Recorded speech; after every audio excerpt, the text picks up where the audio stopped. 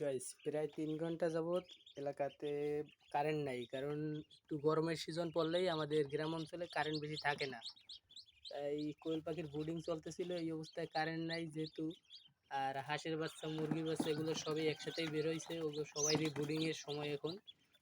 তো বিভিন্ন জায়গায় ছিল বিভিন্নগুলা, এখন সবাই জটলা বাজাইতে আছে। আর এই কারণে সবগুলারে একত্রে কইরা এখন একটা তাপ বা হিট দেওয়ার লাগে ওগো কিছু অভিনব পদ্ধতি ব্যবহার করলাম, যেটা এই একটা মাটির বাইরের কিছু কয়লা। আর এখন উপরে ঢাকনার জন্য ব্যবহার করবো 2টা গ্লাস, যাতে উপরে ককশিটের ইটা দিলে ফাইটে যাইতে পারে বা পুইরে যাইতে পারে। এই কারণে প্রথমে একটা কাঠ দিয়ে নিতে হইবে নিচে, নতুবা নিচের যে ককশিটটা আছে ওইটা পুইরে যাইবে। অবশেষে একটা কাঠ দিয়ে নিলাম, বাচ্চাগুলো জটলা বাজাইতেছে যাতে একটা হিট পায় ওরা পর্যাপ্ত পরিমাণে।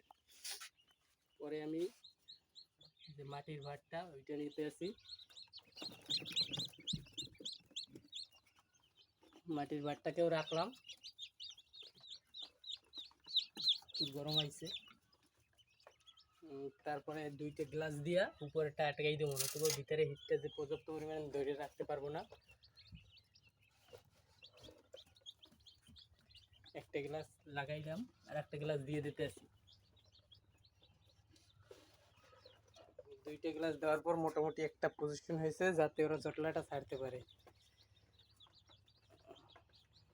তারপর ভিতরের তাপমাত্রা যেহেতু কন্ট্রোল করা লাগবে বা বেশি কম ওইটা তো বোঝা যাইবে না, তাই একটা হাইগ্রোমিটার দিয়া তাপমাত্রাটা বোঝার লাগিয়ে একটা হাইগ্রোমিটার ব্যবহার করব। যেহেতু কারেন্ট নাই, আমার কন্ট্রোলার তো ব্যবহার করা যাবে না, তাই একটা হাইগ্রোমিটার ওইটার ভিতরে রাখতে হবে।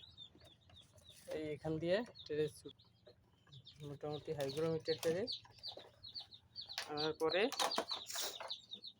মাথাটা ভিতরে রাখতে হবে, যাতে করে হিটটা পর্যাপ্ত পরিমাণে পায়। আর এটার লাগিয়া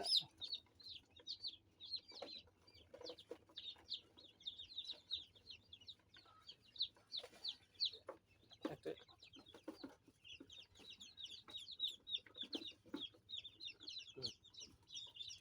জায়গায় রাখলাম। দেখি মোটামুটি 33.1 আছে।